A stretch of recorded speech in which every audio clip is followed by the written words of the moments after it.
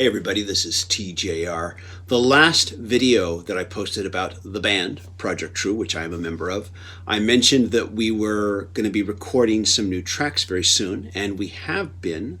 I thought I'd give you a little peek into the recording studio and just give you my perspective on some of the recording process that's involved. Now, the track we're working on is entitled Little Arlene. It's actually an old song that Rob, who is the band's leader and writes 99.9% of all the band's songs, wrote quite a long time ago, but had it kind of sitting in mothballs and then pulled it out and thought it might be a good new song for Project True to do. Now, at the time this clip was filmed, we had already recorded Robert Kinsler's rhythm guitar tracks. So this clip starts with me recording my rhythm guitar tracks, and Robert Kinsler is filming this. Thank you, Robert, for doing that. And there's a reason why I chose this particular clip. I'll explain once it plays. Check this out.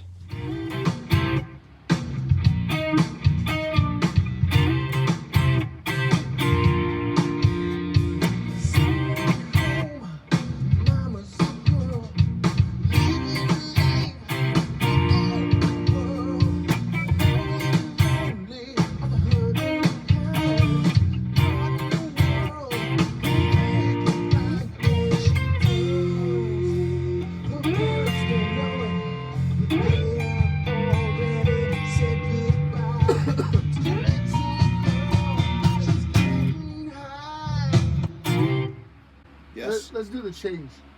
Sure. Over.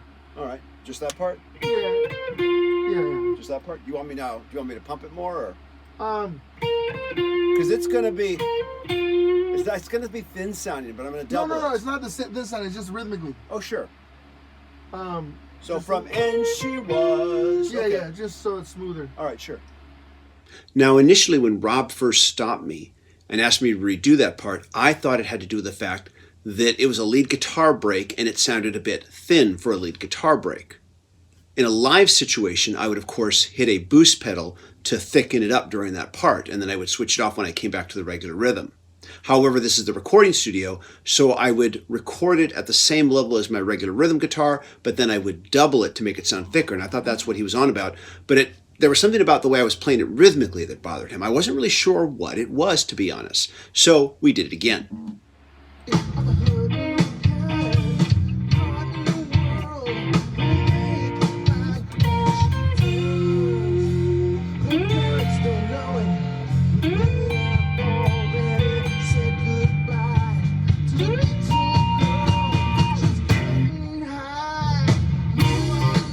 Now, to be honest, I personally could not hear the difference between the first time I did it and the second time I did it.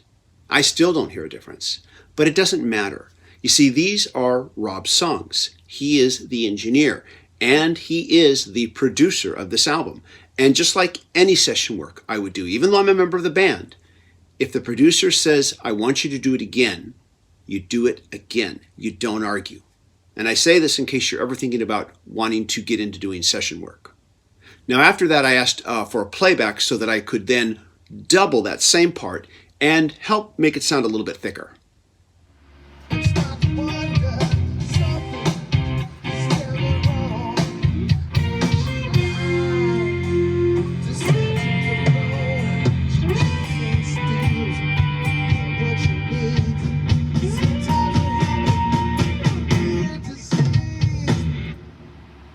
By doubling that part, it sounds thicker and has a lot more grit and meat to it. Live, I would just simply hit a boost pedal. But I found that in the recording studio, these little lead guitar breaks in between the rhythm work better when you play them straight through with the same exact volume and tone as your rhythm guitar, and then just double that part on a separate track. Now, after that, we recorded the rest of the rhythm guitar tracks, and then while we were listening to playback, I began to improvise some lead guitar soloing. Now, none of this was being recorded for the track. The only recording we have is what you see here that Robert did with my cell phone.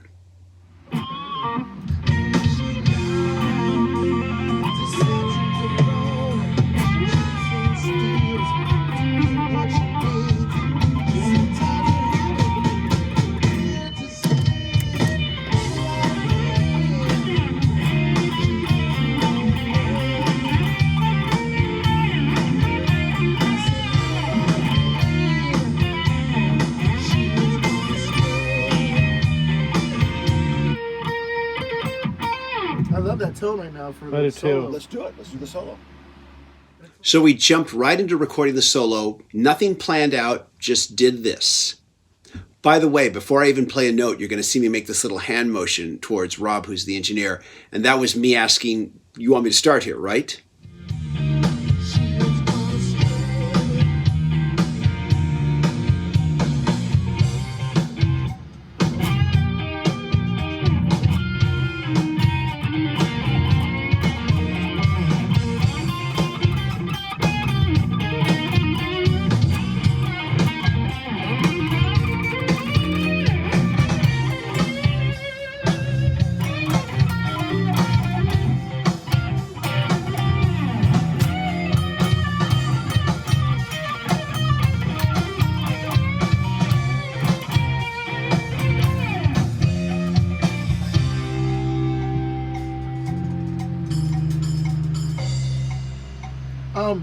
This part, doodle. Yeah. You mean right here? Yeah. Okay. Can you play that back? How was that? It was all right. I think you can do better, but I wasn't even sure where to start. So we did a second take, and this happened.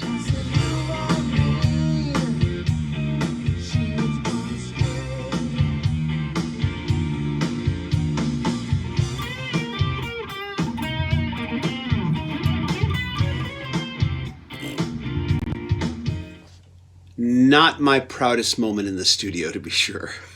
But at any rate, though, after that, we realized it was getting kind of late. The session had already been running now for a number of hours. We'd already recorded Robert's rhythm before I even started. And we realized we were just going to have to reconvene later. So Rob gave me a copy of the recording. During the week that followed, I sat down with all the different parts where he wanted lead guitar and began to work some stuff out. And I'll cover that in part 2 of this video. This is TJR. I hope you enjoyed that. Hope you found it interesting. And looking forward to hearing what you have to say. As always, if you like what I'm doing, be sure to leave a comment. Be sure to click like and subscribe. And be sure to smash the bell icon so you can know when I release new videos. Everybody, thanks for watching. Bye-bye.